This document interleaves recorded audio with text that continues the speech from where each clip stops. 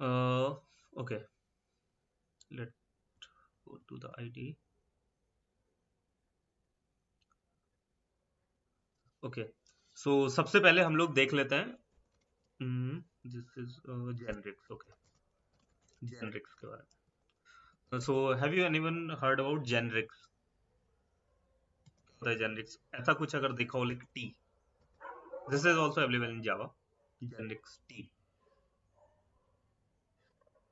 ऐसा कुछ देखा है?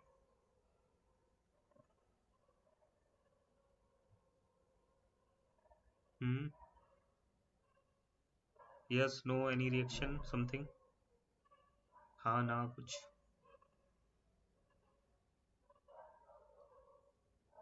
हाँ देखा है। ओके, सो एक्सप्लेन करना चाहोगे?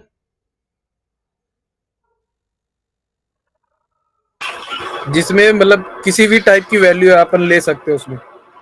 कूल।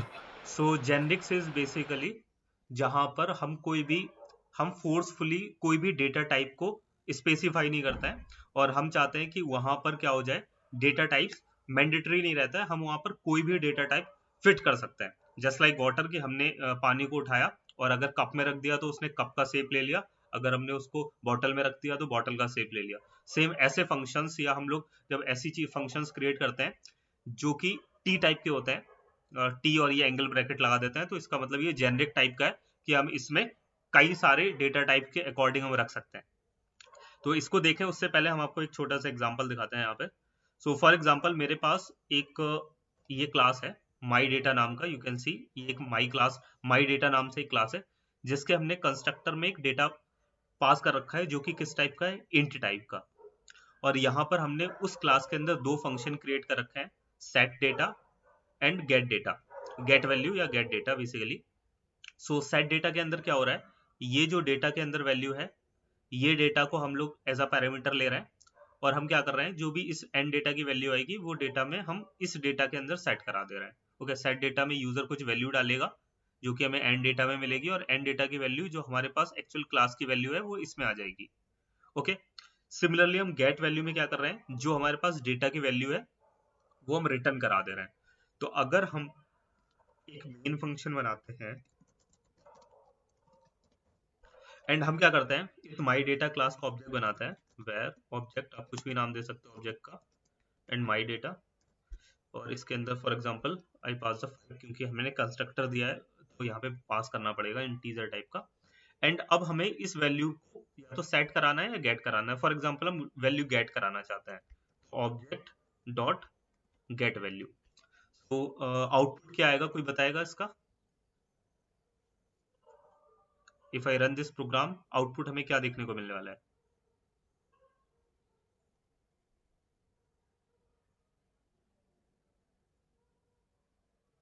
हम्म, 5। कूल। सो 5 क्यों मिलेगा, बिकॉज जस्ट हमने ऑब्जेक्ट डॉट गेट वैल्यू कर दिया है, तो जो भी इसकी वैल्यू होगी, इस डेटा के अंदर जो भी वैल्यू है वो रिटर्न कर देगा, मतलब हमें दे देगा। सो डेटा में वैल्यू हमने डाल रखी है 5, तो आउटपुट विल बी 5। तो ये तो हो गया इंटीजर के लिए। ओके, मुझे प्रिंट भी कराना होगा, अदरवाइज नहीं मिलेगा।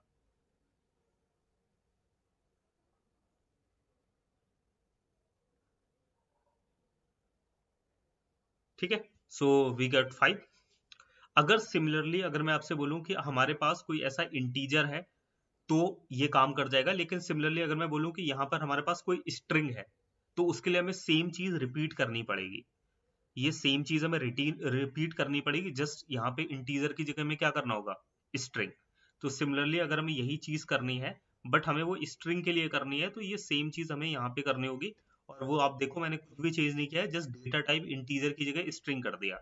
माई डेटा स्ट्रिंग क्लास का नाम है, और इसमें डेटा जो पहले इंटीजर टाइप का जा रहा था वो अब किस टाइप का जा रहा है, स्ट्रिंग टाइप का। सेम सेट डाटा बनाया और सेम गेट डेटा बनाया।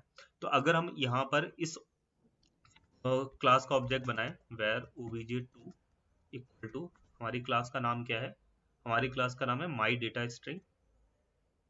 हम इस क्लास का ऑब्जेक्ट बनाएंगे, वैसे कोशिश ये करना होता है कि हमेशा अपनी क्लास का नाम कैपिटल लेटर से स्टार्ट करना होता है, और यहाँ पे डेटा में फॉर एग्जांपल स्ट्रिंग पास करना है। तो आई पास द एंड्रॉइड।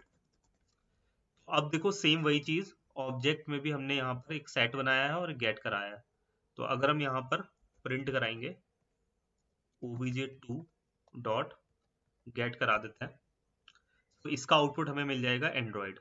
बट आप देख रहे हो कि हमें सेम चीज करने के लिए दो फंक्शन लिखने पड़े। जब हम इंटीजर डेटा टाइप के लिए अगर हमें बनाना था तो हमें सेम इंट टाइप के साथ बनाना पड़ा, और जब हम स्ट्रिंग के साथ बनाना चाहते थे तो हमें स्ट्रिंग के साथ बनाना पड़ा।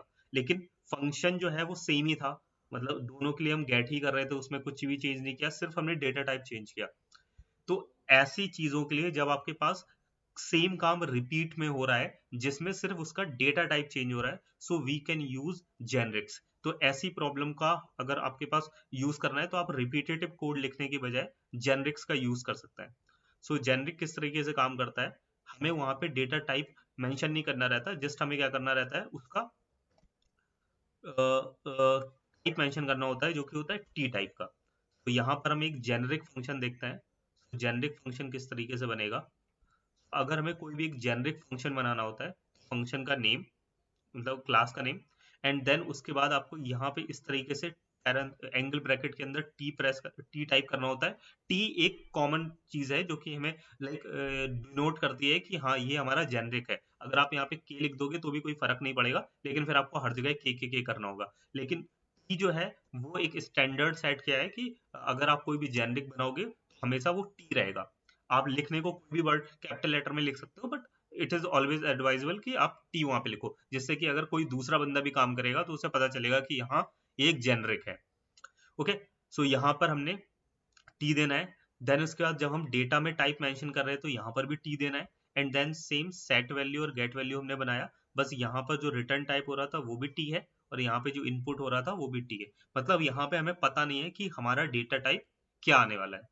अब हम इस सेम का जैसे हमने फंक्शन का ऑब्जेक्ट बनाया, ऑब्जेक्ट करके यूज किया, सेम हम इसको यूज कर सकते हैं।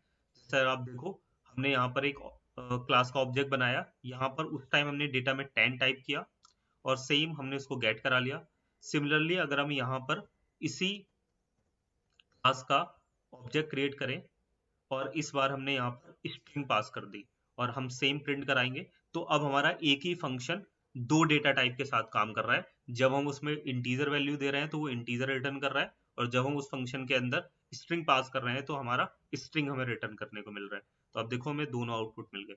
सो दिस इज जेनरिक, जहां पर हम लोग क्या करेंगे, जस्ट टी पास करेंगे, just T instead of data type. कुल, और बस ध्यान रखना है कि जब भी हम क्लास का नेम देंगे तो पहले हमको इस तरीके से पैरेंट एंगल ब्रैकेट के अंदर टी देना है, एंड रेस्ट जैसे जहां पे हम डेटा टाइप देते हैं उसकी जगह पे हमें टी टाइप कर देना है। ओके,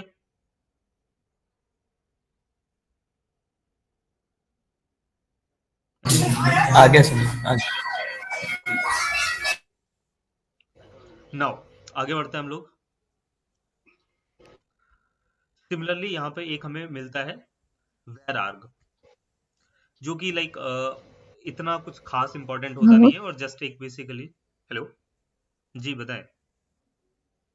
हाँ, ये जो क्लास है ना, दो फंक्शंस है हम्म, इसमें, set value and get value. Okay, हाँ, तो सेट वैल्यू फंक्शन एग्जिट होने के बाद फिर गेट वैल्यू फंक्शन एग्जिट होता है, ऐसा है ना ऑर्डर? एक सेकेंड। हमने उस फंक्शन को अगर कॉल नहीं किया तो फिर वो एग्जीक्यूट नहीं होगा। बेसिकली ये एक क्लास है, एक क्लास में हाँ, बहुत सारे फंक्शन हो सकते हैं। तो हमारे पास जैसे ये एक फंक्शन है, ये एक फंक्शन है, तो अगर हम इस वाले फंक्शन को कॉल कर रहे हैं तो जस्ट वो यहाँ पे ये क्लास एक्सेस होगी, और क्लास के बाद वो डायरेक्टली यहाँ पर आ जाएगा। ये फंक्शन को कॉल मतलब हिट ही नहीं करेगा अगर हमने यूज नहीं किया। हाँ, अगर हमने इसका यूज किया होता तो पहले ऑर्डर यही रहेगा, पहले सेट डाटा कॉल होगा एंड फिर उसके बाद गेट गेट वैल्यू कॉल होगा। ऑर्डर तो यही ओके रहेगा। Okay. I was talking about var arg. Var arg क्या होता है बेसिकली, लाइक ये कुछ खास इतना भी इंपॉर्टेंट नहीं है। जस्ट बेसिकली क्या होता है कि अभी हमने सीखा है कि जो वेरिएबल्स होते हैं वो सिर्फ एक वैल्यू को होल्ड करते हैं। जैसे फॉर एग्जांपल हम लोग ने कोई भी एक वेरिएबल क्रिएट किया, var X is equal to 10, तो जनरली यही होता है कि एक वेरिएबल एक वैल्यू को होल्ड करता है। या फिर हमने लिखा var name is equals to Amit.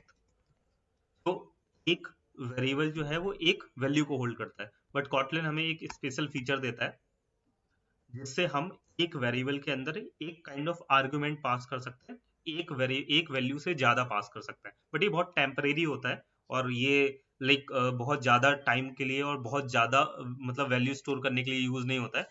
Just केवल हम लोग यूज कर सकते हैं कि अगर हमें एक से ज्यादा वैल्यू स्टोर करनी है, और इसकी बहुत लिमिटेशन है, लाइक फॉर एग्जांपल लूप्स वगैरह में ही काम करता है, और भी इसकी कुछ कुछ लिमिटेशन है, मैंने ज्यादा नहीं पढ़ा कि कहाँ कहाँ इसको यूज कर सकते हैं, कहाँ कहाँ नहीं कर सकते हैं। बट अगर हमें एक बार में एक से ज्यादा वैल्यू स्टोर करनी हो, कोई ऐसा केस या कोई ऐसी कंडीशन बन रही हो, तो इस केस में हम इसका यूज कर सकते हैं। तो मैं आपको दिखाता हूँ कैसे इसको कर सकते हैं। तो जैसे कि आप यहाँ पे देखो, जनरली क्या होता है कि हमने एक फंक्शन बनाया, यू कैन सी नॉर्मल एक a नाम का फंक्शन है जिसमें हमने एक x नाम का वेरिएबल पास करा दिया जो कि एक इंट टाइप का है। तो जब हम प्रिंट कराएंगे इस x को, तो हमें क्या देखने को मिलेगा, x की वैल्यू देखने को मिल जाएगी। तो मैं जैसे करा के दिखा रहा हूँ, ये एक मेन फंक्शन बनाया जिसमें हमने a फंक्शन को कॉल किया और इसके अंदर हमने एक इंट टाइप की वैल्यू डालनी है, तो हमने x के अंदर एक 10 टाइप कर दिया। तो जब ये फंक्शन कॉल होगा a, वो यहाँ पर जाएगा और यहाँ से उसको प्रिंट कर देगा। तो अगर हम इसका आउटपुट देखें तो आउटपुट हमें मिल जाएगा 10। ओके, हमें 10 मिल गए, तो हमने एक वैल्यू पास की और हमने प्रिंट कर दिया, ये तो सिंपल था। बट अगर हम चाहते हैं कि हम इसी के अंदर हम कई सारी वैल्यू पास करना चाहें, तो कई सारी वैल्यू भी पास कर सकते हैं with the help of var arg. तो अभी हम यहाँ पर एक x इंट टाइप का लिया, बट हमने यहाँ पर क्या करना है, जब हम कोई भी वेरिएबल आर्गुमेंट पास करते हैं तो पहले यहाँ पे कीवर्ड वेर आर्ग लगा देंगे अपने डेटा टाइप के नेम पहले, और उसके बाद उसमें डेटा स्टार्ट करेंगे। तो अब हमने एक b नाम का फंक्शन बनाया है जिसमें हमने वेर आर्ग पास किया और अपना इन टाइप दे दी। अब हम सेम क्या करेंगे, ये बेसिकली लूप के साथ ही काम करेगा, और हमने एक फॉर लूप चला दिया क्योंकि हम इसके अंदर मल्टीपल वैल्यू रख सकते हैं। तो हमने फॉर लूप चलाया आई, जो कि मतलब लूप के लिए डिनोट करेंगे आई प्लस आई प्लस प्लस, इस तरीके से आई, और वो चेक किस में करेगा, इन बी, इस बी वेरिएबल के अंदर चेक करेगा और एक एक करके आई को प्रिंट कर देगा। तो जब हम इस बी को कॉल कराएंगे, तो इस बी को कॉल कराने के लिए हमें यहाँ पर हम मल्टीपल वैल्यू दे सकते हैं, लाइक 1 2 3 4 5 ऐसे करके। तो इट विल प्रिंट, हम वेरिएबल एक ही ले रहे हैं एक बी नाम का, और उसके अंदर हम क्या कर सकते हैं, मल्टीपल वैल्यू हमने डाल दी। सो अब हमारा ये क्या करेगा, 1 बाई 1 1 2 3 4 5 इस तरीके से प्रिंट कर देगा। सी 1 2 3 4 5। तो एक वेरिएबल जो है वो मल्टीपल वैल्यू होल्ड कर सकता है इन कॉटलिन, लेकिन ये नॉर्मल वेरिएबल के पास तो इतनी लिमिट कैपेसिटी है कि वो एक ही कर पाएगा। बट अगर आप क्या करते हो, उसके आगे वेर आर्ग लगा सकते हो, तो काइंड ऑफ उसे एक पावर मिल जाती है कि अब वो क्या हो गया, उसके पास शक्ति आ गई, अब वो मल्टीपल वैल्यू को भी होल्ड कर सकता है जस्ट लाइक एरे। बट इसकी लिमिटेशन है बहुत सारी, और ये लाइक इतना कुछ खास यूज में होता नहीं है। बट वो था, हमने रखा just because interview perspective, otherwise की एज सच कोई खास नीड नहीं होती। और इनको हम बोलते हैं अनयूजुअल थिंग्स कॉटलिन में। एक बहुत ही नेक्स्ट लेवल की चीज है जिसको हम स्कोप फंक्शन बोलते हैं, और ये कॉटलिन में आए थे और ये इंटरव्यू में बहुत ज्यादा पूछे जाते हैं, लाइक ये क्वेश्चन तैयार करके ही जाना होता है जब भी इंटरव्यू में पूछा जाए स्कोप फंक्शंस। और ये 5 टाइप के होते हैं, let, run, with, apply, also. और इसके बारे में मैं अभी बताऊंगा, इसके बाद आपको ऑलरेडी जाके पढ़ना है, बिकॉज इसमें हम लोग दो चीजों के थ्रू पास करते हैं डेटा। ऑब्जेक्ट बेसिकली करता क्या है, ये क्या करता है, एक स्कोप फंक्शन, जैसे इसका नेम है स्कोप, क्या करता है, तो आपके लिए स्कोप बना देता है। स्कोप मतलब वही जो हम लोग ऐसे ब्रैकेट ओपन करते हैं, तो काइंड ऑफ दिस थिंग। तो ये स्कोप बना देता है और उसके अंदर हम लोग क्या करता है, ऑब्जेक्ट रिटर्न करता है, या तो इट के फॉर्म में या फिर दिस के फॉर्म में। ये दो के कि या तो इट में करेगा या फिर दिस में करेगा। और इसके अंदर 5 टाइप के होते हैं, ये नाम याद रखना, let, run, with, apply, also. ये पांचों जो होता है वो इसको फंक्शंस कहलाते हैं कॉटलिन के अंदर, ठीक है। एंड यहाँ पर ये इनका काम होता है कि कॉटलिन के कोड को और ज्यादा कॉम्प्लेक्स कर देना, बेसिकली यही इसका वो होता है मेन। ये बनाए इसलिए गए थे बेसिकली कि इनका यूज जो होता है वो रिडंडेंसी को हटाना होता है, जो कॉटलिन में मल्टीपल वो होता है ना, हमारी मल्टीपल लाइन जो हमें लिखना पड़ता है, उसको क्या करता है, छोटा सा छोटा कर देता है थोड़ा। अगर आप 5 लाइन में कोड लिख रहे हो तो वो आपका 2 या 3 लाइन में लिख जाएगा। लेकिन इसका एक डिसएडवांटेज ये है कि ये कोड को थोड़ा डिफिकल्ट कर देते हैं to read and understand. Like अगर आपको कॉटलिन नहीं आती तो आपके लिए ये कोड समझना थोड़ा सा मुश्किल हो जाएगा कंपैरिजन टू अगर हम वो नॉर्मल लिखेंगे तो वो थोड़ा इजी टू अंडरस्टैंड रहेगा, लेकिन अगर हम इसको फंक्शंस लगा देंगे तो उससे काम वही सेम करेगा, लेकिन वो थोड़ा सा कॉम्प्लेक्स टू रीड हो जाएगा। लेकिन इससे हमारा क्या होता है कि कोड थोड़ा सा छोटा हो जाता है। तो अगर आप चाहते हो कि हमें अपने कोड छोटा करना है तो आप इसको फंक्शन का यूज कर सकते हो, और ये जस्ट हमें तो स्कोप प्रोवाइड कराता है। तो सबसे पहले देख लेते हैं लेट कैसे यूज करते हैं। तो यहाँ पर लेट के लिए हमने क्या किया है, एक एग्जांपल लिया है सिंपल सा। पहले हम नॉर्मल देखेंगे कि हम नॉर्मल कैसे यूज करते हैं, देन उसके बाद हम आपको बताते हैं कि वो कैसे करना है। तो अभी जैसे मैंने एक स्टार्टिंग में एक टर्म बोला था डेटा क्लासेस, जो कि यहाँ पे टॉपिक में भी था आपके दिस। सो देखो यहाँ पर हमें मिलता है डेटा क्लासेस, क्योंकि मैंने बोला कि हम लोग जब एंड्रॉयड यूज कर रहे होंगे तो उसमें यूज करेंगे। तो data class basically data holders होता है, जो कि आपके डेटा को होल्ड करते हैं। तो यहाँ पर हमने क्या किया, एक पी नाम का एक डेटा, इसको पी की जगह पर्सन कर देते हैं, ज्यादा अच्छा है। पर्सन ले लिया, और इसमें हम लोग ये जस्ट हमने टेस्टिंग के लिए नेम और यहाँ पे as.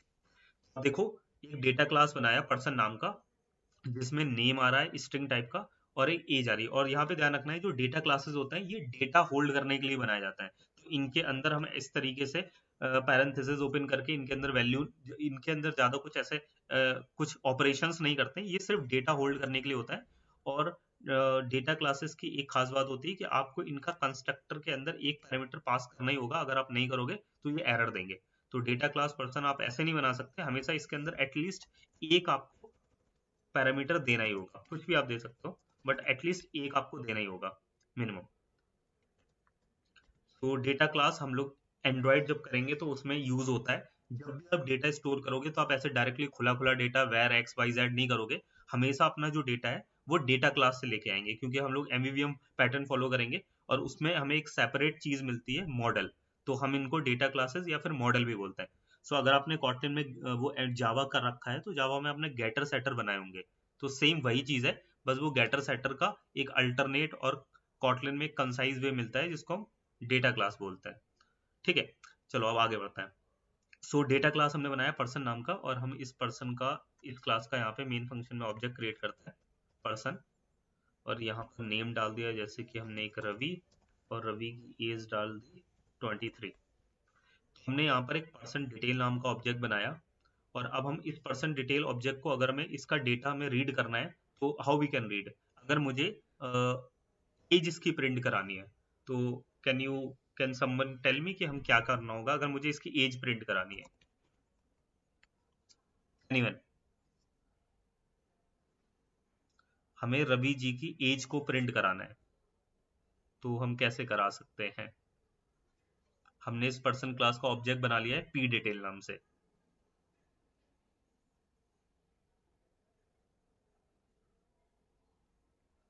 Anyone,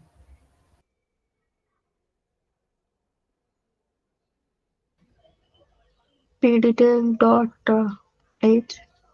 P detail dot simple है। और सेम अगर हम नेम करेंगे तो हम पी डिटेल डॉट नेम कर देंगे। तो बहुत ही सिंपल था, इसमें इतना टाइम क्यों लगाते हो फिर। बट अब यहाँ पर ये सेम चीज हमें रिपीट करनी पड़ रही है, अगर हमें नेम भी प्रिंट कराना है तो पी डिटेल डॉट नेम। यहाँ पर देखो क्या हो रहा है, हमें वो पी डिटेल 2 बार लिखना पड़ा। तो बस अगर आप चाहते हो कि आपको पी डिटेल बार बार नहीं लिखना पड़ेगा, तो हम इसके लिए यहाँ पर लेट का यूज कर सकते हैं। तो हम क्या करेंगे, पर्सन अपने डेटा टाइप के अंदर वैल्यू दे देता है। फॉर एग्जांपल अगेन मैं अमित दे देता हूँ, और इसकी एज 24। हमने यहाँ पे लेट लगा दिया। Oh it's string not age. तो हमने यहाँ पर लेट लगाया। अब लेट का मतलब ये है कि अब यहाँ पर इसमें देखो इट लिख कर आ गया, दैट मीन्स ये जो ऑब्जेक्ट रिटर्न कर रहा है वो इट के फॉर्म में कर रहा है। तो अगर अब हमको नेम या एज प्रिंट कराना है तो हम डायरेक्टली लिख सकते हैं it dot age, it dot name, that's it. तो आपको बार बार पी डिटेल लिखना था, तो उसकी जगह हम डायरेक्टली इट लिख सकते हैं। तो बस ये इसका एडवांटेज है। तो इसने हमारा कोड जो है, हम अगर ऐसे बहुत सारे वेरिएबल होते और हमारे पास बहुत सारी वैल्यू होती, तो उस केस में हमें बार बार उस वेरिएबल का नाम देना पड़ता, तो वो चीज हमें नहीं देनी पड़ रही है। बस ये इसका एक एडवांटेज है। इस लेट का। हाँ, एक चीज और मिलती है, नल सेफ्टी हमें इसमें देखने को मिलती है। तो अगर इसमें नल वैल्यू आ रही होती तो वो हमारा ऐप क्रैश नहीं करता। हम इसको अगर यूज करते हैं तो हमारा ऐप क्रैश नहीं करेगा और वो वहां पर रन हो जाएगा और हमें कोई भी आउटपुट नहीं देगा। अगर हम इस लेट का यूज नहीं करेंगे और हमारा अगर लाइक कोई भी ऐसी चीज आ जाती है, नल आ जाता है, तो चांसेस रहते हैं हमने यहाँ पे डेटा प्रिंट करा दिया तो क्रैश होने के। तो लेट जो है वो नलेबिलिटी को भी सपोर्ट करता है। तो ये एक लेट में एक अच्छी कैपेबिलिटी है कि वो नल हैंडलिंग भी कर लेता है।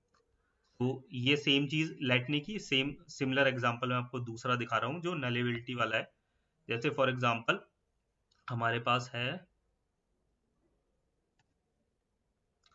मेन फंक्शन जिसमें हमने क्या किया, एक नेम पास कराया अभी, और जिसमें यहाँ पर देखो हमने एक एलविश ऑपरेटर दे दिया। दैट मीन्स कि इसकी वैल्यू जो है वो नल भी हो सकती है। अभी तो हमने अभी दे दिया, इसके अंदर इनिशियलाइज करा दिया, बट इन केस ऐसा भी हो सकता है कि ये नल हो जाए। तो हम नेम को नेम डॉट लेट किया। बेसिकली नेम को हम प्रिंट करा रहे हैं, नॉर्मली प्रिंट एलन में भी नेम दे सकते हैं, बट हमने यहाँ पर डायरेक्टली अगर हम ऐसे करना चाहें तो नेम और लेट लगाना है। अब इसके बाद यहाँ पर इट डॉट लेंथ, ठीक है, हम यहाँ पर जनरली लिखते तो नेम डॉट लेंथ करते हैं। अगर हमें नेम इस स्ट्रिंग की लेंथ प्रिंट करनी है तो हम कैसे करते हैं, println name dot length, उससे हमें इसकी लेंथ मिल जाती। बट हमें क्या करना है, और यहाँ पर ये क्वेश्चन मार्क इसलिए लगाने को बोल रहा है अगर हम नहीं लगाते हैं, क्योंकि हमने यहाँ पर बोल रखा है कि ये हो सकता है नल हो, तो इसलिए बोल रहा है कि यहाँ पर भी लगाओ। तो इससे हमें नेम की लेंथ मिल जाएगी। बट इन केस हम क्या चाहते हैं कि नहीं भाई, हम इसको इन केस ऐसा भी हो सकता है कि हमारे पास वैल्यू आई ना, तो उस केस में हमने लेट लगा दिया। सो अब यहाँ पे इट डॉट लेंथ करेंगे, सो वी विल गेट यहाँ पर वैल्यू 1 2 3 4, लेंथ इज 4।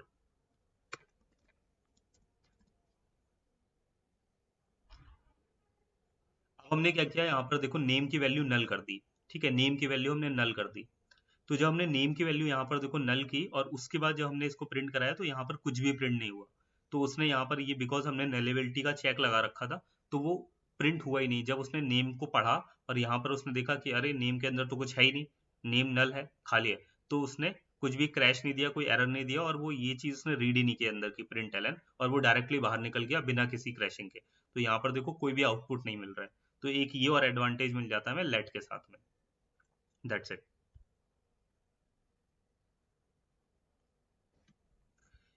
ये पांचों सिमिलर जैसे होते हैं with let run apply also, ये पांचों इसको फंक्शन सिमिलर काम करते हैं।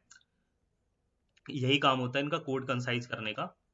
अब सिमिलर हम रन को देख लेते हैं। रन कहाँ यूज करते हैं, जैसे हमने अगर हम जब कभी भी स्ट्रिंग हमने जैसे लिखा है यहाँ पर हेलो, तो जो जैसे लेट होता है वो इट को रिप्रेजेंट करता है ऑब्जेक्ट के फॉर्म में, वैसे रन जो होता है वो दिस को रिप्रेजेंट करता है। तो जैसे हमने एक स्ट्रिंग बनाया हेलो करके, और अब हमें क्या करना है, हमें इस स्ट्रिंग का सेम लेंथ प्रिंट कराना है। तो अभी हमें जब यहाँ पे हम सेम चीज कर पा रहे थे इट के साथ, वो सेम चीज हम यहाँ पे कर सकते हैं विदाउट एनी इट या दिस। तो अगर आप स्ट्रिंग के आगे डॉट रन लगाओगे और उसके आगे ऐसे पैरेंथेसिस ओपन करोगे, तो आप देखो सेम यहाँ पर डायरेक्टली लेंथ यूज कर सकते हो। हमें इट या दिस लगाने की जरूरत नहीं है। अगर आप लगा दोगे तो कोई दिक्कत नहीं है, बट आप हाँ अगर ऐसे प्रिंट कराना चाहो तो भी करा सकते हो, दिस डॉट लेंथ, या फिर आप सिर्फ लेंथ लिख दोगे तो भी प्रिंट कर जाएगा। तो यहाँ पर ये जो है वो दिस को रिप्रेजेंट करता है, रन। तो अगर हम इसको नॉर्मल ऐसे प्रिंट करें, सो इट विल प्रिंट। सो बस ये हमारा काम बचा रहा है कि अगर आपको एक बार मल्टीपल टाइप आपको string str dot name str dot, अगर हम जैसे कोई भी चीज यूज कर रहे हैं str dot name str dot age str dot ऐसे करके, मान लेते हैं कि हमारा कोई एक डेटा क्लास होता, तो उस केस में तो हमें बार बार लिखना पड़ता। तो अगर हमने रन के अंदर लिख दिया तो सेम वो चीज हम डायरेक्टली लिख सकते हैं। तो ये हमें एक एडवांटेज मिल जाता है। और ये हम लेट के साथ भी ऐसे लिख सकते थे, इट के साथ, बट हमने स्ट्रिंग के साथ किया तो हम डायरेक्टली भी लिख सकते हैं, दिस के साथ भी लिख सकते हैं, और ऐसे नॉर्मल कराना चाहो तो हम नॉर्मल भी लिख सकते हैं। तो ये सेम चीज है, बट वो हम अलग अलग तरीके से हमें कॉटलिन में मिलता है कि हम इसको अलग अलग फॉर्म में दिखा सकते हैं कोड को छोटा करने के लिए। जस्ट इनके एग्जाम्पल एक एक देख लेना, ये जस्ट इतना ज्यादा यूज नहीं होता है, बट हाँ इंटरव्यूज में पूछते हैं। नेक्स्ट है अप्लाई। भैया अप्लाई बेसिकली, आवाज थोड़ी ब्रेक हो रही है। ओके, इसका फिलहाल तो नेटवर्क इशू आ रहा है आपकी साइड से। ओके, और पास चले जाए रूम के। वाईफाई वैसे बाहर ही लगा है, पता नहीं क्यों। अभी कुछ है ठीक या बिल्कुल नहीं आ रही है? अभी बेहतरीन है, बेहतरीन। अच्छा चलो, नेक्स्ट हम बात कर रहे हैं अप्लाई की। ठीक सो अप्लाई है। कैसे काम करेगा? सेम ये हम लोग थोड़ा बहुत यूज कर लेते हैं अप्लाई वाला। मतलब ये आपके ऊपर है, लाइक आप जब एंड्रॉयड करोगे तो उसमें आपको कॉटलिन के साथ में यूज करना है या नहीं करना है, इट्स डिपेंड ऑन यू। सो यहाँ पर हम अप्लाई कैसे यूज कर सकते हैं, जैसे हमने एक पर्सन नाम का डेटा क्लास बनाया, सेम नेम एज। अब हमने क्या किया, इस पर्सन का ऑब्जेक्ट बनाया, एंड अगर हम यहाँ पे अप्लाई लगा देंगे, पहले नहीं, अगर हम अप्लाई नहीं लगाते हैं तो क्या होता है, अगर हमें नेम और एज प्रिंट कराना है तो same person dot name, person dot age, तो हम वैसे करके प्रिंट करा सकते हैं। लेकिन अगर आप चाहते हो कि नहीं हमको अप्लाई लगा के करना है, तो आपने सिंपल अप्लाई लगा दिया, एंड देन उसके बाद आपको पर्सन नहीं लिखना है, आपको उस वेरिएबल का नाम नहीं लिखना है, जस्ट आपको उसका प्रॉपर्टी लिख देनी है, लाइक नेम और एज या जो भी प्रॉपर्टीज है, और जस्ट रन करा देना है और प्रिंट करा देना है। बेसिकली अगर प्रिंट कराना है तो वो प्रिंट हो जाएगा, नेम एज। तो आपको वो मेहनत नहीं करनी पड़ेगी। सेम ऊपर लेट की तरह, रन की तरह, सेम अप्लाई में भी हम कर सकते हैं, और सिमिलर हम लोग विथ में कर सकते हैं। तो ये सारे सिमिलर होते हैं, इसको फंक्शन एक जैसे, बस अंतर ये होता है कि हमारा कोड लिखने का तरीका थोड़ा सा चेंज हो जाता है। सेम हमने एक यूजर नाम का डेटा क्लास बनाया जिसमें first name last name, user का ऑब्जेक्ट क्रिएट किया और हमने विथ लगा दिया। तो विथ में भी हम सेम डायरेक्टली फर्स्ट नेम अपनी प्रॉपर्टी को लिखेंगे और यूज कर लेंगे, तो वो सेम चीज हमें रिटर्न करने को मिल जाएगी। सिमिलरली हम ऑल्सो में भी कर सकते हैं। ऑल्सो बेसिकली क्या है, हाँ इसमें एक थोड़ा सा एडवांटेज मिल जाता है, ये हमारा अप्लाई की तरह होता है जो ऑल्सो होता है, बस इसमें एक एडवांटेज मिल जाता है कि हम इसमें और ऑपरेशन कुछ और कर सकते हैं। अगर जैसे फॉर एग्जांपल ये एक लिस्ट है हमारे पास, एक म्यूटेबल लिस्ट है जिसमें 1 2 3 आ रहा है, ठीक है। अब हम क्या चाहते हैं, अगर हम इसमें नॉर्मली अगर हम क्या करते हैं, अप्लाई करते तो लिस्ट डॉट अप्लाई करते और हम अपना जो भी हमें प्रिंट कराना होता हमने लिख देते लिस्ट डॉट प्रिंट एलन, तो हमें लिस्ट की वैल्यू मिल जाती। लेकिन अब हम चाहते हैं कि हमें उसमें एक दो ऑपरेशन और कराने थे, तो अगर हम, अब ये क्या करता है, ये इट के साथ ऑब्जेक्ट रिटर्न करता है, तो इट डॉट ऐड, तो हमने 4 किया तो इसी वाली लिस्ट में 4 ऐड हो गया। इट डॉट रिमूव, तो इसी लिस्ट के अंदर जो सेकंड एलिमेंट है जिसमें जो 2 आ रहा है वो रिमूव हो जाएगा, मतलब इस 2 को वो रिमूव कर देगा। तो अगर हम पहले बिना के प्रिंट कराते हैं तो हमारी जो नीचे लिस्ट प्रिंट होगी वो यहाँ पे प्रिंट एलन लिस्ट से हमें लिस्ट प्रिंट करके दे देगा 1 2 3। लेकिन अगर हमने यहाँ पर एक साथ 2 ऑपरेशन परफॉर्म कराने हैं, तो हमने यहाँ पर एक लिस्ट को ऑल्सो में लिया और हमने पहले उसमें ऐड कराया कुछ 4 और बाद में हमने 2 को हटा दिया, तो 1 2 3 4 हुआ, और फिर उसके बाद 2 हटा दिया, तो 1 3 और 4 ये यहाँ पे बच गए। तो अगर हम ऐसा कुछ करना चाहते हैं कि हमने कोई चीज बनाई और उसके अंदर हम मल्टीपल ऑपरेशन परफॉर्म कराना चाहते हैं एक ही साथ, तो हम इट डॉट के साथ ऑपरेशन परफॉर्म करा सकते हैं। तो ये भी इसको फंक्शन है एक टाइप का जो हम यूज कर सकते हैं ऑल्सो। तो ये हमें मिलते हैं, तो ये 5 टाइप के हमारे को फंक्शन होते हैं, तो जिनको हम लोग यूज कर सकते हैं। सो बट इतना ज्यादा ऐसा कुछ खास यूज करते नहीं है, बट हाँ अगर आप लाइक दिखाना चाहते हो कि हाँ हम बहुत लाइक कॉटलिन स्पेसिफिक कोड लिखते हैं, so you can use it. हाँ जनरली मैंने अप्लाई देखा है लोगों के कोड में, बट बाकी इतना ऑल्सो और ये रन वन लेट भी कभी कदार यूज कर लेते हैं नलेबिलिटी के चक्कर में। इसके अलावा और कोई इतना खास हमने नहीं देखा कि हाँ जो मार्केट में कुछ यूज हो रहा हो इतना कुछ। ओके, नाउ अब हम आगे बात करते हैं, ये है हमारा एक्सटेंशन फंक्शन। एक्सटेंशन फंक्शन क्या होता है बेसिकली, एक्सटेंशन फंक्शन के बारे में हमने एक दिन पहले ही बात की थी।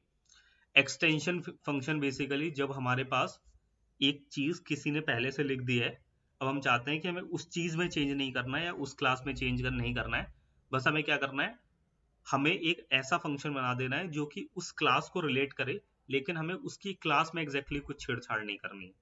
तो इसको हम ऐसे समझते हैं जैसे कि जब भी हम कोई थर्ड पार्टी लाइब्रेरी यूज करते हैं, एंड्रॉयड में स्पेसिफिक हमने कोई थर्ड पार्टी लाइब्रेरी यूज की, तो उसका कुछ कोड पहले से लिखा हुआ है और हम चाहते हैं कि अब हम उसकी थर्ड पार्टी जो उसने कोड लिखा हुआ है कंपनी ने, फॉर एग्जांपल हम लोगों ने कोई एक सर्विस ले रखी, फॉर एग्जांपल हम लोगों ने फेसबुक का एसडीके यूज कर रखा है, आप लोगों ने देखा होगा गूगल साइन इन लगाता है, फेसबुक साइन इन लगाता है, हमने वो ले रखा है। अब हम चाहते हैं कि हमें उनके कोड में कुछ चेंजमेंट करना है, या फिर इसके अलावा हमने कोई भी थर्ड पार्टी डिपेंडेंसी डाल रखी, बहुत सारी होती है, तो अगर हम चाहते हैं उनके कोड में कुछ चेंज करना है तो हम यूज कर सकते हैं। Hemant please turn off your mic, आपका कोई क्वेश्चन है तो आप पूछ सकते हो। तो उस केस में हम क्या चाहते हैं कि हम इसमें कुछ चेंज नहीं करेंगे, बट हम अपना एक अलग ले लेंगे जो कि इससे ही रिलेट करेगा। तो जैसे कि यहाँ पर एक एग्जांपल देखो, हमने एज क्लास का एक एग्जांपल बनाया है। एज क्लास का एक एग्जांपल है, इस क्लास के अंदर एक फंक्शन है एडल्ट और यंग का। तो अगर हम इस क्लास को ऑब्जेक्ट बनाएंगे और इसके अंदर ये फंक्शन को कॉल करेंगे, तो हम इसमें इनपुट डालेंगे। अगर हमने इसमें जैसे डाल दिया 25, तो जब हम इस क्लास का ऑब्जेक्ट बनाएंगे यहाँ पे वैल्यू डालेंगे 25। अगर हमारी एज 18 से बड़ी होगी तो एडल्ट प्रिंट करेगा, अदरवाइज यंग प्रिंट करेगा। इतना तो क्लियर है। बट हम क्या चाहते हैं, हमें इसके साथ साथ जैसे हमने ये वोट के लिए बनाया है कि हमें ये चेक करना है कि हम वोट कर सकते हैं या नहीं कर सकते हैं इंडिया में।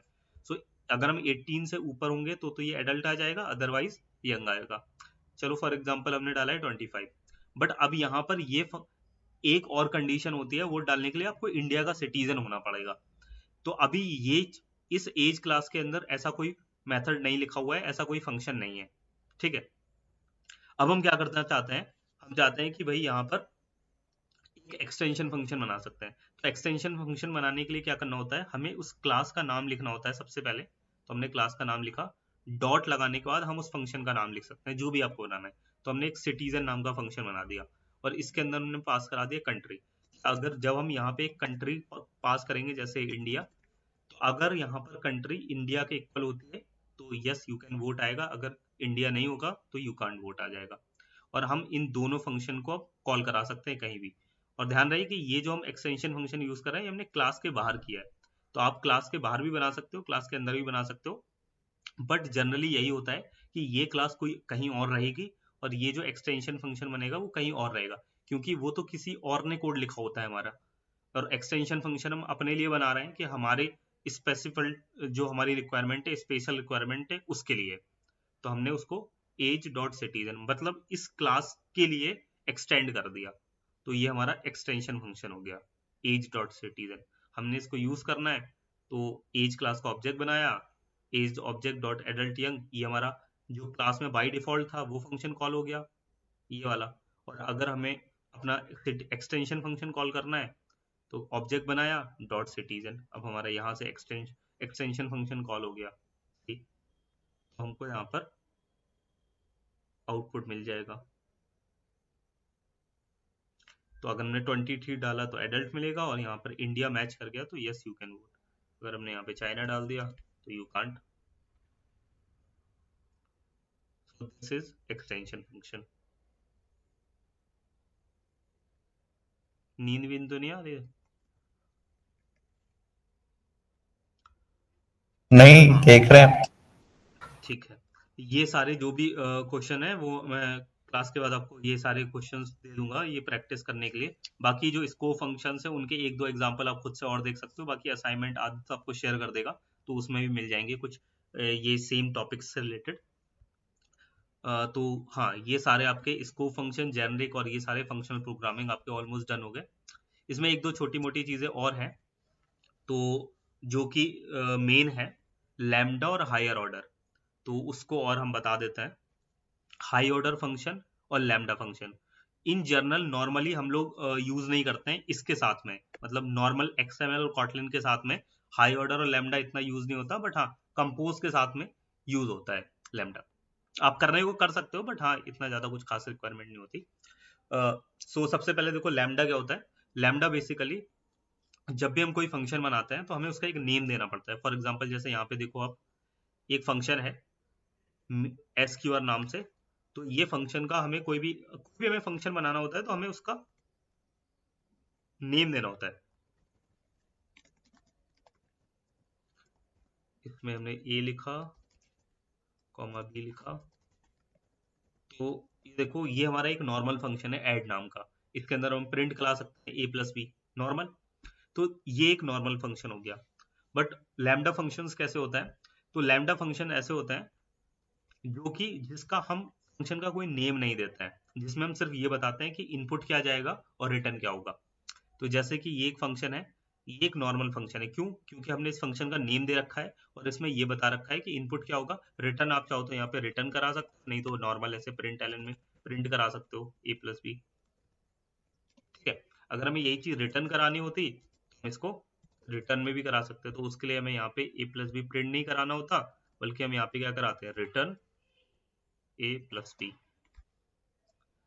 ये हमारा एक नॉर्मल फंक्शन था। ओके, बट अब हम क्या कर रहे हैं, अब हम इस नॉर्मल फंक्शन को यूज ना करके हम देख रहे हैं हाई ऑर्डर फंक्शंस, जिसमें हम लोग नेम नहीं देते हैं। तो हाई ऑर्डर फंक्शन का इस तरीके से लिखते हैं उसको, ओ सॉरी, लैम्डा फंक्शंस देख रहे हैं, हाई ऑर्डर क्यों बोल रहा हूँ, लैम्डा फंक्शन। तो उसमें क्या होता है, हम लोग कुछ इस तरीके से देता है कि सबसे पहले हम इस तरीके से ब्रैकेट ओपन करते हैं। ब्रैकेट ओपन करने के बाद हमें इनपुट बताना होता है। तो हमें इनपुट पैरामीटर जो होता है वो ऐसे देने होता है, एक्स या वाई जो भी, मतलब जितने भी, अगर जेड भी है तो हम कॉमा दे के ऐसे जेड भी दे सकते हैं, जेड इंट, मतलब 3 पैरामीटर हो गए इनपुट में। और इसका जो रिटर्न टाइप होता है उसके लिए पहले हम ऐसे डैश लगाएंगे, हाइफन, और उसके बाद फिर ये ब्रैकेट ओपन करेंगे और उसके बाद जो उसका हमें रिटर्न या आउटपुट या जो भी करना होता है वो हम दे देते हैं।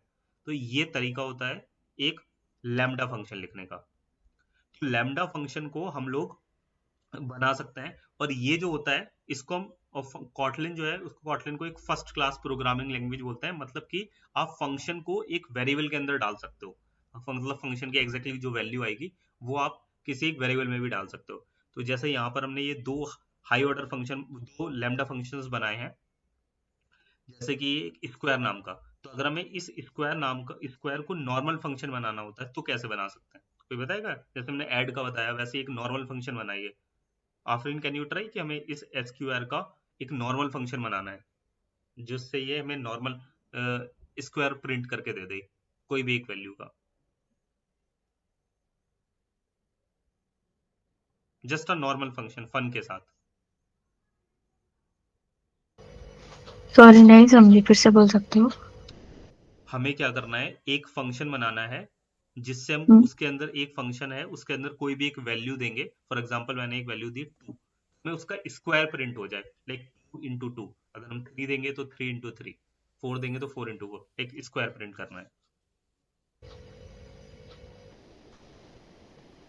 फंक्शन बनाना है हम्म,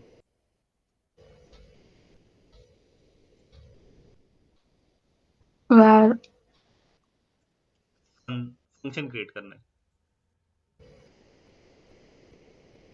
get square get square. brackets, हम्म, उसमें पास करना है कि वैल्यू हाँ a तो in ए इंट,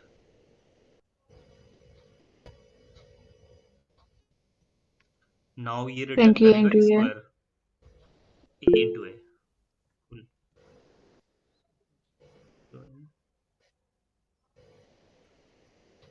तो इसको हम नॉर्मल प्रिंट भी करा सकते हैं या फिर रिटर्न भी करा देते हैं। तो अगर हमें इसको रिटर्न कराना है तो यहाँ पे रिटर्न इसकी वैल्यू colon देनी and होगी। ओके, तो ये देखो नॉर्मल एक आपने गेट स्क्वायर फंक्शन बना दिया जो कि ये सेम चीज हमको रिटर्न कर रहा है। तो ये एक नॉर्मल फंक्शन हो गया। बट इसी को जब हम अगर लैम्डा के फॉर्म में लिखना हो तो हम इसको डायरेक्टली एज अ वेरिएबल के फॉर्म में लिख सकते हैं। देखो, variable square equals to, bracket लगाने हैं और हमें इनपुट पैरामीटर क्या देना है, एक वैल्यू देनी है। तो जैसे आपने ए इंट यहाँ पे दिया वैसे हमने यहाँ पर एक्स डेटा टाइप उसका डिफाइन कर दिया इंट, और जो रिटर्न करेगा वो ये ए इंटू ए कर रहा था तो हमने यहाँ पर हाइफन एंड ब्रैकेट ओपन और यहाँ पर एक्स इंटू एक्स कर दिया। तो जो ये गेट स्क्वायर कर रहा है वही ये एस क्यू आर रिटर्न करेगा। तो अगर हम इसको देखना चाहें तो जस्ट अगर मैं यहाँ पे मेन फंक्शन कॉल कराता हूँ, फंक्शन मेन,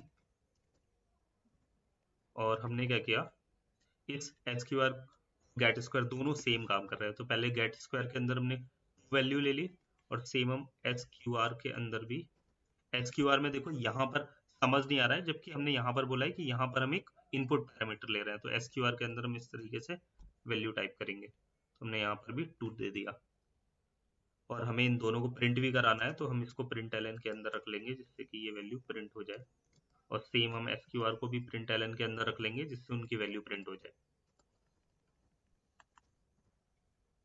और अगर हम इसको रन करेंगे तो दोनों का आउटपुट हमें सेम मिलेगा।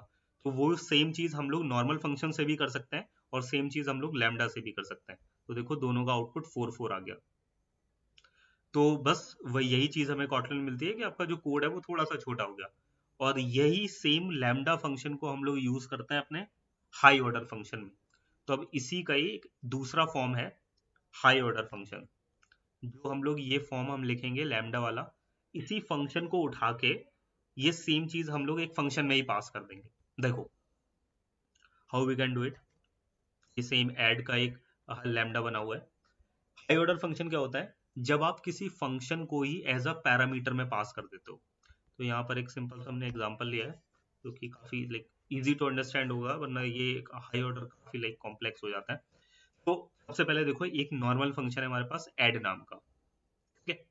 इस ऐड के अंदर हम 2 वैल्यू पास कर रहे हैं, ए और बी, और रिटर्न में हमें ए प्लस बी मिल रहा है। ये आपको क्लियर होगा ऑलरेडी, एक ऐड नाम का फंक्शन है, ठीक है। अब हमने क्या करना है, एक हाई ऑर्डर फंक्शन क्रिएट करना है। तो हमने एक हाई ऑर्डर फंक्शन क्रिएट किया जिसके अंदर, अब हाई ऑर्डर फंक्शन क्या होता है, हमने आपको बताया कि जो फंक्शन अपने पास एज अ पैरामीटर एक फंक्शन को ही ले ले।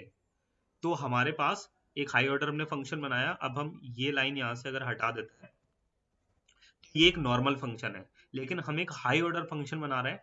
हमें ऐसा फंक्शन चाहिए जिसके अंदर खुद एक फंक्शन हो। तो सबसे पहले हमें क्या करना है, एक हाई ऑर्डर फंक्शन बनाना है। तो उसके लिए हमें क्या करना है, मान लो कि ऐड के लिए ही हम हाई ऑर्डर फंक्शन बना रहे हैं। तो अगर हमें ऐड करना होता है तो हमें ये वाला फंक्शन कॉल करना होता है, लेकिन हमारे पास ऐड फंक्शन पहले से बना है। हम चाहते हैं कि हम इस हाई ऑर्डर से भी वही सेम काम करा पाए। तो आप क्या कर सकते हो, हमने यहाँ पर 2 पैरामीटर लिए, इनपुट x और y, और यहाँ पर इसके बाद एक थर्ड हमें यहाँ पर एक फंक्शन का पूरा फंक्शन ही लेना पड़ेगा। और यहाँ पर इस फंक्शन का आप नेम कुछ भी दे सकते हो, फन लिख सकते हो, fn लिख सकते हो। तो यहाँ पर अभी के लिए fn लिखा हुआ है। और यहाँ पर अब हमें क्या करना है, एक फंक्शन चाहिए जो कि 2 नंबर का ऐड करा दे। तो 2 नंबर को ऐड कराने के लिए हमने यहाँ पर लिखा कि ऐसा कोई फंक्शन जिसमें हम 2 इनपुट करें वैल्यू, और रिटर्न टाइप में हमें एक आउटपुट मिल जाए इंटीजर टाइप का। तो क्या हमारे पास कोई ऐसा अभी राइट नाउ फंक्शन है जो कि ऐसा हो, जो 2 इनपुट ले रहा हो और रिटर्न करता हो एक इनपुट को। तो ये आपके पास फंक्शन पहले से होना चाहिए। तो अब देखो हमने जो ऐड करके एक फंक्शन बनाया है वो सेम यही काम कर रहा है। ये जो फंक्शन है हमने बनाया है ऐड टाइप का, जिसमें 2 हम वैल्यू इनपुट कर रहे हैं और रिटर्न में एक इंट कर रहे हैं। तो ये वाला फंक्शन जो है हम पास कर सकते हैं अपने इस हाई ऑर्डर के अंदर, तो जो कि हमने बना लिया। अब इस हाई ऑर्डर फंक्शन को ओपन करेंगे। अब हमने क्या किया, ये बेसिकली इनपुट पैरामीटर होंगे। ये x की वैल्यू इस इंट में जाएगी और y की वैल्यू इस इंट में जाएगी, और जो fn है एक्चुअल में हम इस फंक्शन का यूज करने वाला है। तो हमने क्या किया, fn जो हमारा फंक्शन का नेम है, और उसके बाद हमें यहाँ पे 2 वैल्यू देनी होगी। तो x या y, हमने यहाँ पर x, y इनको दे दिया। अब होगा क्या, इन रियलिटी में x की वैल्यू चली जाएगी इसमें, y की वैल्यू चली जाएगी इसमें, और ये रिटर्न करेगा इंटीजर को। तो बेसिकली ये कोई फंक्शन बना हुआ है ऑलरेडी।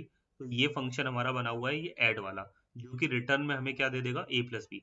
तो होगा क्या, हाई ऑर्डर फंक्शन पहले क्या करेगा, ये वाली फंक्शन के पैरामीटर लेगा और फिर वो इस फंक्शन को ढूंढेगा कि ये वाला फंक्शन कहाँ बना है। तो ये वाला फंक्शन हमारे पास यहाँ बना है, जो कि रिटर्न कर रहा है a प्लस बी। तो अब हम इसको यूज करना चाहते हैं, तो हम लोग यहाँ पे चलो इसको प्रिंट कराएंगे, अदरवाइज ये वैल्यू प्रिंट नहीं करेगा क्योंकि हमने रिटर्न नहीं कराया उसको। इसलिए ये फंक्शन रिटर्न करेगा यहाँ पे, लेकिन एक्चुअल वैल्यू तो हमें हाई ऑर्डर देगा, लेकिन हाई ऑर्डर कुछ रिटर्न नहीं कर रहा है, इसलिए यहाँ पे इसको प्रिंट एलन कराना जरूरी है। अब हम मेन फंक्शन पे चलते हैं। मेन फंक्शन में हमने हाई ऑर्डर को कॉल किया और यहाँ पर अपनी वैल्यू को दे दी। और यहाँ पर जब भी हम किसी फंक्शन के अंदर फंक्शन देते हैं, तो जब हम इसको एक्चुअल में कॉल कराते हैं तो उसके लिए हमें क्या करना होता है, ये डबल कॉलन देने होता है, क्योंकि हम एक्चुअल में कॉल करा रहे हैं इस फंक्शन को। जो हमारा इस हाई ऑर्डर फंक्शन के अंदर एज अ पैरामीटर जा रहा है, वो कौन सा फंक्शन जा रहा है, ये 2 इनपुट हो और एक रिटर्न हो। तो हमारा फंक्शन का नेम है ऐड। तो हमें जब भी किसी फंक्शन के अंदर फंक्शन कॉल करना है तो हमें डबल कोलन के साथ में उस फंक्शन का नाम लिखना होगा जो हम अपने हाई ऑर्डर फंक्शन के अंदर डाल रहे हैं। तो ये लाइक थोड़ा सा कॉम्प्लेक्स है, एक बार फिर से मैं एक्सप्लेन करने की कोशिश करता हूँ। पहले इसका आउटपुट दिखाते हैं। तो हमें आउटपुट देखने को मिल जाएगा 2 और 3 का जो ऐड होगा, और हमने ये प्रिंट किया है, इस वजह से यहाँ पर हमें प्रिंट हो जाएगा। अगर हम प्रिंट नहीं करेंगे तो हमें आउटपुट कुछ नहीं मिलेगा। तो हो क्या रहा है यहाँ पर, सबसे पहले हमने एक नॉर्मल फंक्शन बनाया, लेकिन अब हम क्या चाहते हैं कि ये फंक्शन को पूरा का पूरा फंक्शन उठा के हम किसी और फंक्शन के अंदर डाल सकते हैं। तो हम अगर ऐसा करना चाहते हैं कि पूरे के पूरे फंक्शन को उठा के हम एक्चुअल किसी फंक्शन के अंदर डालना चाहें तो वो हम कर सकते हैं। तो हमने एक हाई ऑर्डर फंक्शन बनाया जिसमें हमने दो, क्योंकि हमें ऐड करने के लिए 2 वैल्यू चाहिए तो हमने 2 वैल्यू ले ली, और हमें ये पूरा का पूरा फंक्शन ऐसा चाहिए जिसमें हम 2 वैल्यू इनपुट करें और एक रिटर्न करें। तो फिर वो हमने यहाँ पर एक फंक्शन बना दिया एज अ पैरामीटर, जो 2 वैल्यू को इनपुट करेगा और एक वैल्यू रिटर्न करेगा, और हमने उसको प्रिंट करा दिया। तो जब हम हाई ऑर्डर को यूज करेंगे तो हमने इस तरीके से हाई ऑर्डर लिखा, उसके बाद अपने एक्स और वाई की वैल्यू दे दी, और लास्ट में जब हम क्योंकि एक फंक्शन पास कर रहे थे तो फंक्शन पास करने के लिए हमें 2 कॉलन देने पड़े, और अपने उस फंक्शन का नाम देना पड़ेगा जिस फंक्शन को हम एक्चुअल में हाई ऑर्डर की तरह मतलब किसी एक फंक्शन के अंदर डाल रहे हैं। तो हमने उस फंक्शन का नेम दे दिया।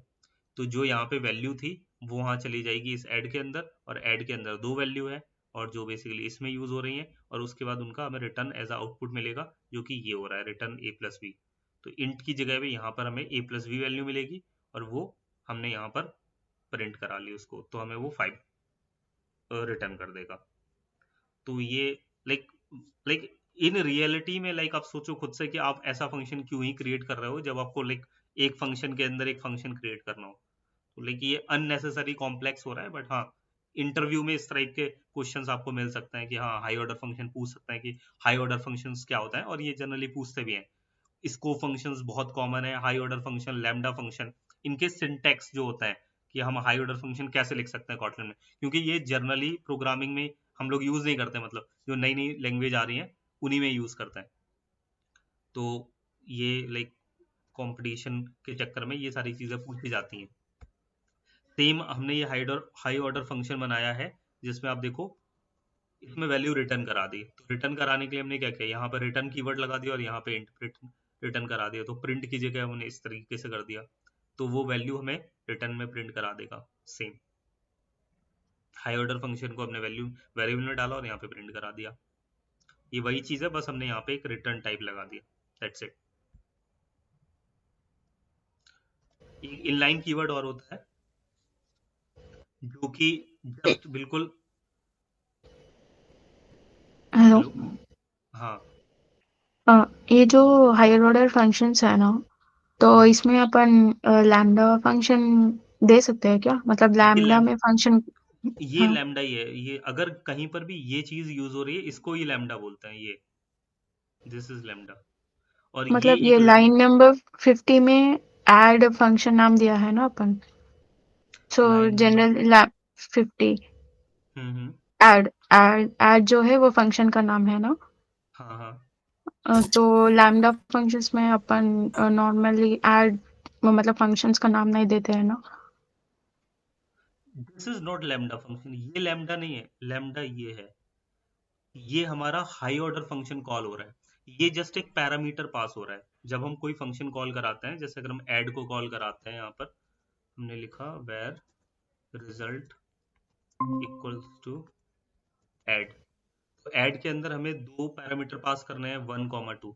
सेम वही चीज हाई ऑर्डर के अंदर देखो, एक पैरामीटर पास हुआ x नाम का, एक पैरामीटर पास हुआ y नाम का, और एक जो थर्ड पैरामीटर है वो खुद एक फंक्शन है।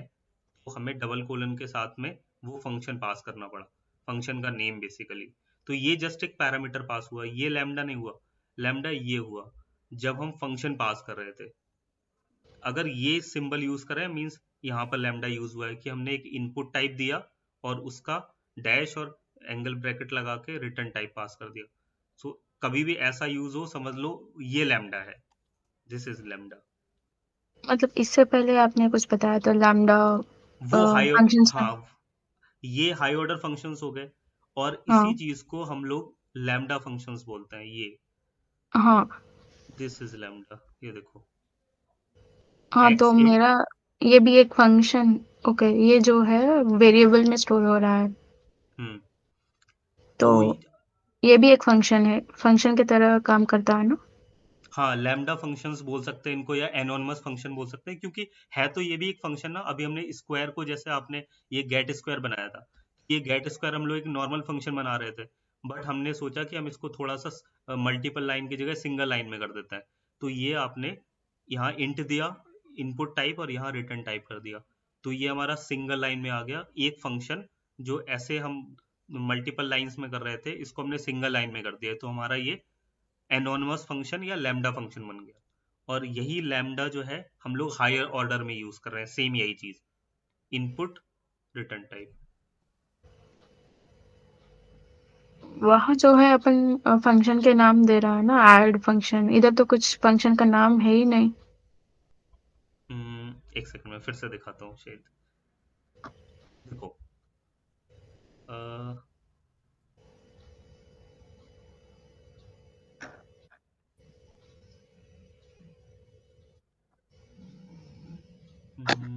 हम लोग कहाँ थे? ओके, देखो, ये हमारा लैम्डा था, जिसमें हम लोगों ने फंक्शन का कोई नेम नहीं दिया, वेरिएबल में फंक्शन को स्टोर किया, जस्ट ये हम्म। इनपुट किया, और जस्ट ये आउटपुट रिटर्न कर दिया। ये चीज हुई, तो ये हमारा हाई ऑर्डर हो, वो लैम्डा हो गया। लैम्डा। ठीक है, ठीक है, हाँ। चलो, लैम्डा क्लियर है, कोई दिक्कत नहीं है। अब आते हैं हाई ऑर्डर पे। हाई ऑर्डर में हम लोग क्या कर रहे थे? हाई ऑर्डर में हम लोग, जब हम फंक्शन को कॉल कर रहे थे, तो फंक्शन के अंदर हमने एक फंक्शन डाल दिया। ये एक नॉर्मल फंक्शन है। हमारा एक्चुअल में जो फंक्शन है वो ये रहा, हाई ऑर्डर फंक्शन ये रहा, तो जिसमें हम लोग ये यूज कर रहे हैं। ये देखो, ये चीज यूज हो रही है। तो ये देखो, हम्म। इंट इंट, और यहाँ पर दिस इज लैम्डा, या दिस इज एनोनमस फंक्शन, जो यहाँ पर यूज हो रहा है। लेकिन वो जो आप बोल रहे हो, ये ऐड, ये हम लोग पैरामीटर पास कर रहे हैं। ये हम लोग लैम्डा नहीं, इसको लैम्डा नहीं बोलेंगे। ये तो हमारा फंक्शन का पैरामीटर है। जो इस हाई ऑर्डर फंक्शन में तीन पैरामीटर जा रहे हैं, एक एक्स जा रहा है, एक वाई जा रहा है, और तीसरा एक फंक्शन जा रहा है। तो वो फंक्शन जो है, वो एक पैरामीटर है यहाँ पे। लेकिन जब इसी फंक्शन को हम लोग यहाँ पर यूज कर रहे हैं, तो वो हमारा जो है, ये लैम्डा है। हमने हाई ऑर्डर फंक्शन बनाया, एक एक्स, एक वाई। अब यहाँ पर हमें एक ऐसा कुछ चाहिए था, एक फंक्शन देना था, तो हमने एक फंक्शन का नेम दिया, और उस फंक्शन के अंदर यहाँ पर लैम्डा पास कर दिया। तो ये सेम चीज देखो यहाँ पे हो रही है, दो इंट लिया, डैश लगाया, स्लैश किया, और यहाँ पर रिटर्न करा दिया। तो ये लैम्डा हो गया, ये लैम्डा। तो आप ये बोल सकते हो कि हाई ऑर्डर फंक्शन के अंदर हम लोग लैम्डा पास करते हैं, जो कि ये पास किया। ये हमारा हाई ऑर्डर फंक्शन है। ओके, ये लाइन नंबर 50 जो है उसमें इंस्टेड ऑफ ऐड अगर मैंने दी एडिशन, तो वो हम्म चलेगा क्या? वो रन नहीं, होगा प्रोग्राम? नहीं, आपको यहाँ पे कुछ ऐसा ही पास करना होगा, ऐसा फंक्शन देना होगा, जो कि दो पैरामीटर इनपुट करता हो, और एक फंक्शन रिटर्न करता हो। जैसे कि हमने यहाँ पर ऐड की जगह सब्ट्रैक्ट ले लिया, तो हमें उसका, अगर हम ये टाइप देते हैं, लाइक ये हम सिंगल ही ले ले रहे हैं, for name, for example subtract भूल जाओ, जस्ट कुछ भी नेम है, और हमने इसको रिटर्न कर दिया ए को। अगर हम यहाँ पर एस यू, मतलब यहाँ पर हमें फंक्शन ही देना है। अगर हम डबल कोलन लगा रहे हैं, इसका मतलब यहाँ पे कोई एक फंक्शन ही आएगा। तो हम यहाँ पर एस यू वी लिख सकते हैं, बट वो एरर देगा। रीजन उसका ये है, क्योंकि हमने जो ये हाई ऑर्डर फंक्शन कॉल किया, वहां पे ये बोला है कि हम यहाँ पर दो इनपुट ले रहे हैं, दो वैल्यू इनपुट होगी। तो ऐसा ही फंक्शन आप यहाँ पे दो, जो कि दो वैल्यू इनपुट करता हो। तो यहाँ पर हमें दो इनपुट वाला फंक्शन चाहिए, लेकिन ये तो एक ही इनपुट वाला है। तो अगर हम यहाँ पर कॉमा लेके इंट कर देंगे, देन ये ले लेगा। ये देखो, अब उसने ले लिया, अब कोई एरर नहीं है। तो हमें रिटर्न में क्या मिल जाएगा? अभी हमें ए ही मिल जाएगा रिटर्न में। ए मतलब हमारा कि एक्स की वैल्यू, क्योंकि यहाँ पे कोई ऑपरेशन तो परफॉर्म हो नहीं रहा। तो एक्स की वैल्यू है 2, मतलब हमने ये बोला कि ए को रिटर्न कर दो एज ए। तो एक्चुअल में हमारा ये वाला फंक्शन कॉल हो रहा है with the help of high order function.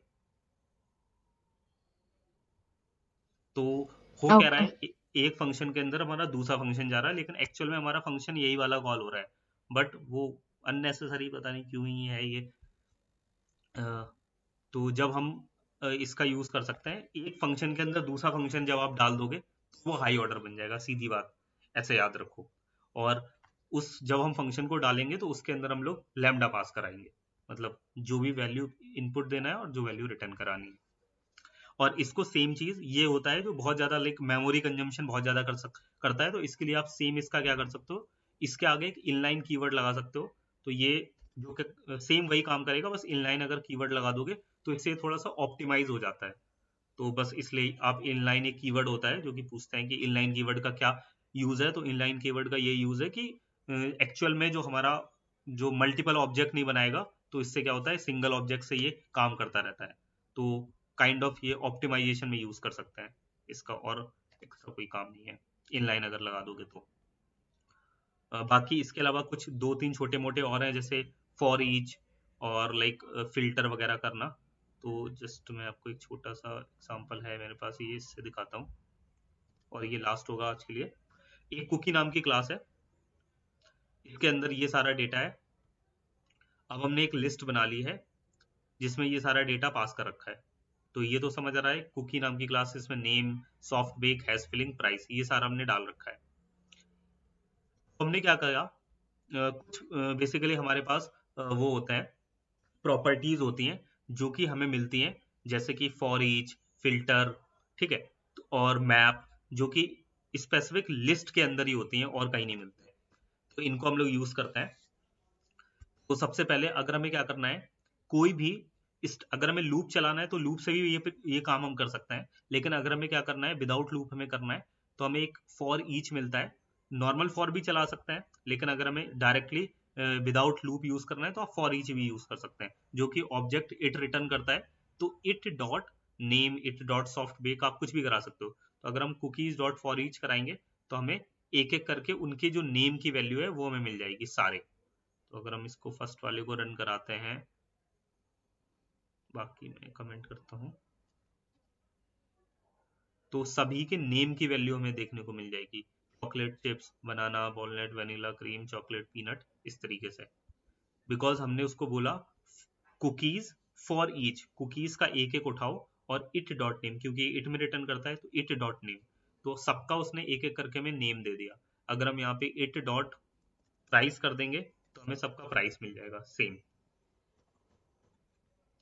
Same इसी तरीके से अगर हम मैप कराते हैं तो हमें दोनों वैल्यू दे देगा। ये की वैल्यू में काम करता है, cookies dot map, it dot name, it dot price, तो हमें उनका यहाँ पर नेम और प्राइस दोनों मिल जाएगा फुल मेन्यू के अंदर। हम फुल मेन्यू को जब प्रिंट कराएंगे तो ये यहाँ पे इट प्रिंट करा दिया, मतलब फुल मेन्यू पूरा ही प्रिंट करा रहे हैं, तो उनका नेम भी और उनका प्राइस भी दोनों आ जाएगा।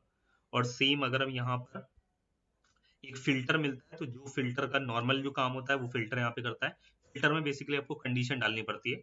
कुकीज डॉट फिल्टर किया हमने क्लास को, और यहाँ पर कंडीशन डाल दो कुछ भी, जैसे हमने डाल दी कंडीशन इट में रिटर्न करता है it dot price is greater than 1.5, जिसका प्राइस 1.5 से ज्यादा हो वो वाला प्रिंट कर दो। हमने इसको डेटा नाम के वेरिएबल में डाल दिया और फिर फॉर ईच से सारा प्रिंट करा दिया। तो इससे हमें क्या मिल जाएगा, जो प्राइस, जो कुकीज का प्राइस 1.5 से ज्यादा होगा वो हमें ये प्रिंट करके दे देगा।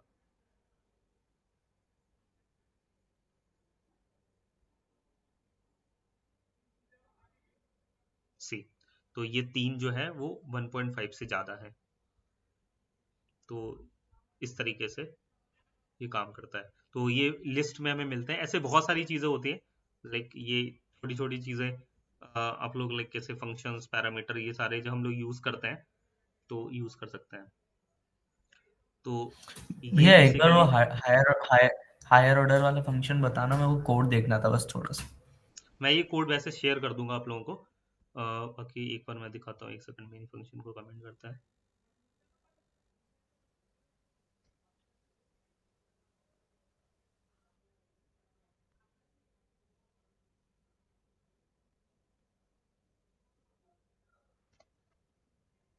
ये हमारा हाई ऑर्डर फंक्शन है।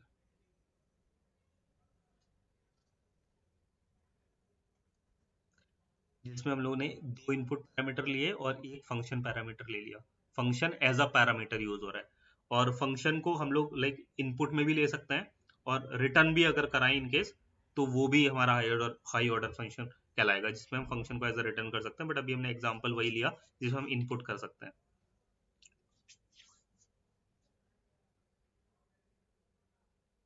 और अगर हम यहाँ पर ऐसे कर देंगे तो ऐसा फंक्शन हमें लेना पड़ेगा जो इंटीजर एक मतलब एक डेटा टाइप को इनपुट करता हो और एक डेटा टाइप रिटर्न करता हो।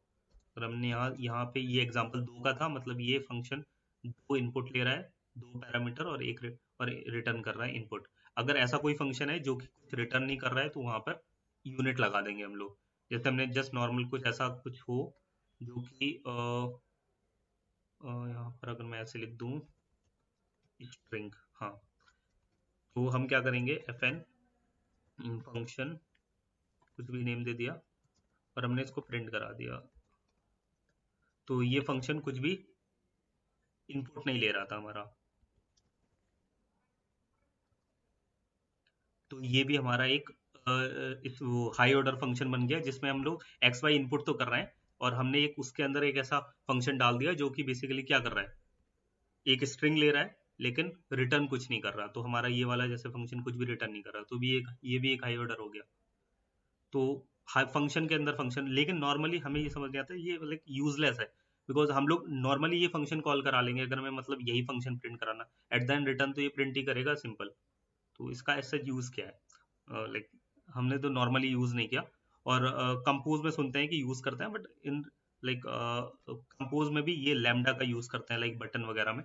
ऑर्डर तो लाइक नॉर्मली हमने इतना यूज नहीं किया, इतना क्या हमने तो बिल्कुल यूज नहीं किया। बट हाँ, ये इंटरव्यूज में हाँ पूछते हैं, ये है एक चीज।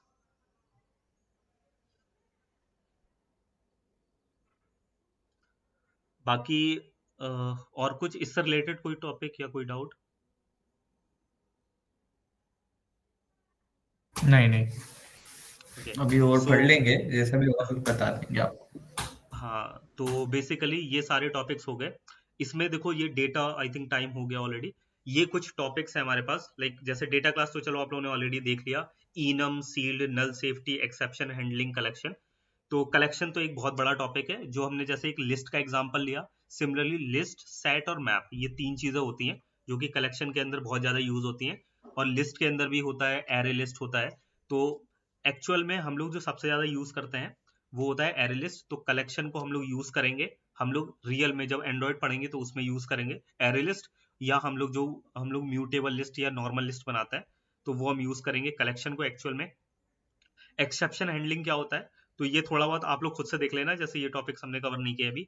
एक्सेप्शन हैंडलिंग क्या होता है, जब हम एक्चुअल में काम कर रहे होते हैं तो कई बार ऐसा हो सकता है कि सर्वर से डेटा आ रहा है, कई बार फंस गया, नहीं आ पाया, या कोई प्रॉब्लम आ गई। तो इस केस में हम लोग क्या कर सकते हैं, एक्सेप्शन हैंडलिंग कर सकते हैं कि अगर कोई प्रॉब्लम आई तो वो एक्सेप्शन को हैंडल कर ले, मतलब हमारा ऐप क्रैश ना हो। तो उससे बचाने के लिए यूज करते हैं इसको, ट्राई कैच ब्लॉक बोलते हैं। तो ये जावा में भी होता है, सेम वही चीज। जब हम एक्चुअल एंड्रॉइड के लिए कोड लिखेंगे तब हम उसमें यूज करते हैं इसको। नल सेफ्टी ऑलरेडी आप लोगों ने कॉटलिन में बताया था कि हम लोग जो क्वेश्चन मार्क यूज करते हैं जिससे कि हम लोग नल सेव कर सब पाते हैं। इनम और सील्ड क्लास, इसका डिफरेंस बहुत ज्यादा पूछा जाता है इंटरव्यू में कि इनम और सील्ड क्लास में डिफरेंस क्या होता है। तो इनम बेसिकली हम लोग जब स्टैटिक टाइप की वैल्यू रखते हैं ना, जैसे हमें लिखना है Sunday, Monday, Tuesday, Wednesday, Thursday, Friday, Saturday, तो आप लोग एक इनम के अंदर डाल सकते हो। जनरली हम ऐसे भी लिख सकते हैं संडे, मंडे, लेकिन हम एक इनम के अंदर डाल देते हैं तो हम इनम से हम डायरेक्टली एक्सेस कर सकते हैं। सील्ड क्लास जब हम एपीआई कॉलिंग वगैरह कराते हैं तो उसमें सील्ड क्लास का यूज करते हैं, जिसमें हम लोग के जो सक्सेस, लोडिंग, एरर, ये सब हम लोग सील्ड क्लास में डाल सकते हैं। तो पहले के टाइम पे इनम यूज होता था, अब उसी का एक काइंड ऑफ एडवांस वर्जन है। सील्ड में हमें कुछ फीचर्स मिलते हैं जब हम लोग यूज करेंगे सील्ड को एक्चुअल में अपने कोडिंग में एंड्रॉइड में, तब आपको यूज करके दिखा देंगे सील्ड और इनम को। बाकी डेटा क्लास डेटा होल्ड करने के लिए होता है। तो ये नॉर्मली हमारी कॉटलिन यूज होती है। इतनी चीजें जो हमें यूज करनी होती है इन जनरल रोज के एनवायरनमेंट में, वो तो कॉटलिन के बेसिक्स हो गए, ये var, val, list, collections use होता है। इसके अलावा जितने भी ऊप्स के कॉन्सेप्ट हैं वो बार बार यूज हो रहे होंगे, तो ऊप्स के कॉन्सेप्ट। और इसके अलावा ये इतना कुछ खास यूज नहीं होते, इसको फंक्शन आपकी मर्जी है, आप अप्लाई कर सकते हो करना हो। इसके अलावा मैप, फिल्टर, ये आपकी मर्जी है, आप यूज करना चाहो तो कर सकते हो, वरना आप लूप से भी काम कर सकते हो। एक्सटेंशन फंक्शन है, ये कभी कभार यूज हो जाता है, जनरली इतना ही, मतलब हाँ नॉर्मली यूज करते हैं हम लोग कॉटलिन के लिए जब हम लोग एंड्रॉइड करते हैं तो। बाकी हम लोग नेक्स्ट क्लास से हम लोग डिजाइन स्टार्ट करने वाले हैं, सो हम लोग XML से स्टार्ट करेंगे और देन लेटर ऑन लास्ट के मंथ में हम लोग कंपोज भी करेंगे थोड़ा बहुत। और इनिशियली हम लोग XML से स्टार्ट करने वाले हैं, तो हमारी जो नेक्स्ट क्लास होगी वो UI पर रहेगी, और उसमें एक छोटा सा असाइनमेंट भी रहेगा। उससे पहले कॉटलिन का एक असाइनमेंट रहेगा आपके पास, जिसमें कुछ ये इनसे रिलेटेड टॉपिक से रिलेटेड वो क्वेश्चन है, आदित्य आपको शेयर कर देगा। और बाकी एक बार ये पूरा अपने कॉटलिन का रिवाइज कर लेना, और अगर कोई डाउट्स वगैरह हो तो अब नेक्स्ट क्लास में पूछ लेना। नेक्स्ट क्लास कब होगी हम लोग ग्रुप पे मेंशन कर देंगे। ओके, और कोई डाउट हो तो बताइए, otherwise we can sign of.